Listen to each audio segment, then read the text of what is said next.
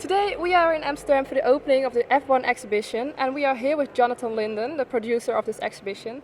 So Jonathan, first of all, maybe not a typical question, but I'm very curious. If you could take one item home from the exhibition, what would it be and why?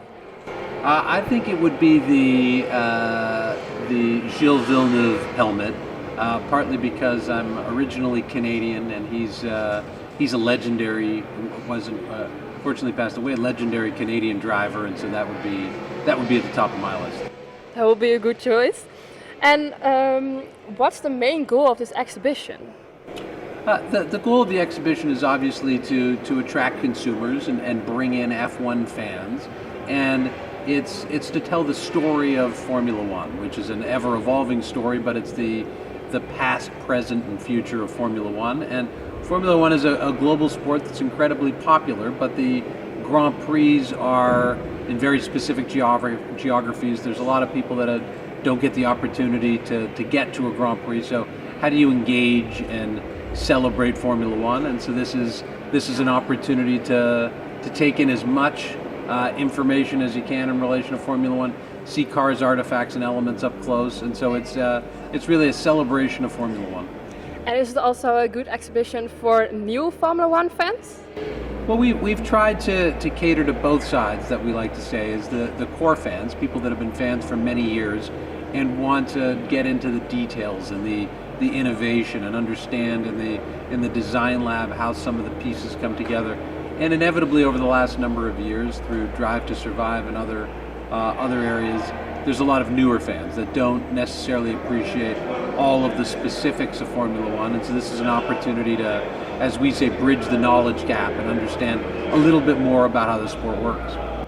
And when and how did this idea for the exhibition come about? Well, it goes all the way back to about 2017, and so my company, we've done a lot of different exhibitions, from the Rolling Stones to Jurassic Park, and so we're always looking for brands and stories that are going to have a global view, and F1 is a brand that's popular in so many different places in the world, and look for an opportunity where there's a brand that there's a bit of a gap as far as how do you get to the brand, how do you experience it, how do you enjoy it. And so that was the vision back then, and it's taken a number of years to get it all together and get to where we are today, but we're very proud and excited of what we've created. And why was Amsterdam chosen as one of the places for the F1 exhibition? Well, we think that Amsterdam's a fantastic entertainment market, and it's a fantastic market for Formula One, for motorsports. Max Verstappen's been one of the great champions over the last number of years and is obviously a tremendously talented and popular driver, and so this is his home, and so we felt it was a very logical place to come. We were in London last and had a great run, and this feels like a really great fit for right now for the exhibition. Now you have here some unique items. How did you gain access to the unique items like car parts, helmets, race suits? Did the F1 teams themselves contribute or provide any of these items? It's a great question, and it's taken a lot of time because we have a license from Formula One to run the exhibition, but Formula One themselves, they don't own or keep a lot of these items. They license you the opportunity to create the exhibition, and it required us to enter into agreements with all 10 teams, heritage teams, collectors, a number of items that we bought ourselves, and so it's been sort of a labor of love putting together all of the different items that are here. And one of the benefits with the teams is, by their very nature, they're competitive, and so after we first opened in Madrid in March of 23, teams would start to hear of, well, we know there's a Mercedes there, we'd like there to also be a Red Bull, and then Ferrari hears that there's a Red Bull and a Mercedes, and it sort of moves from there, where the competitive nature of the teams is they all want to be part of it, and we're very grateful for that. And was there a particular element you knew that had to be included, and why was that? Well, we knew there needed to be cars, but we knew there needed to be some of the key elements that were, fans would expect. we wanted there to be unique content and unique elements that they hadn't seen other places, and so that there was an ability to understand that coming to the exhibition you were going to see things for the first time.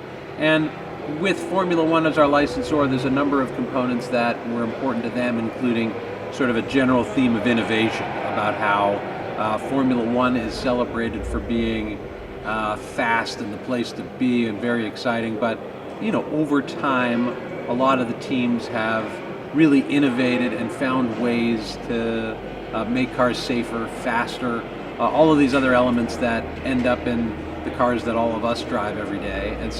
And a great testament to that is when you look at some of the older cars that are in the exhibition, if you're in one of those cars and ran into a wall, there would be a very difficult situation.